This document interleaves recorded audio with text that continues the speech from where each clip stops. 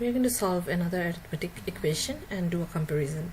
So here it says x plus 2 whole square and x minus 2 whole square, and it's expected that we will compare the two quantities and say that whether they're equal or greater or less or not. So it's pretty obvious that they're not equal because they're two different equations. But at the same time, it's actually not possible to say without any other information whether this quantity is bigger or this quantity is bigger.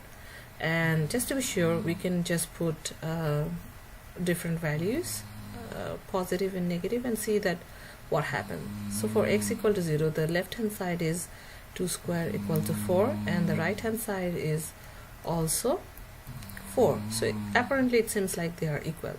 But for x equal to 2, the left hand side is 2 plus 2, that is 4 square, 16, and the right hand side is 0. So in that case, this seems to be greater. But on the other hand, let's see what happens for the negative number. So for x equal to minus 2, we have 0, and for the right hand side we have also 0 in not 0, minus 2 whole square, that is minus 4 whole square, that is 16. So in this case, the right hand side seems greater. So it appears that without any other information, it's not possible to compare these two quantities.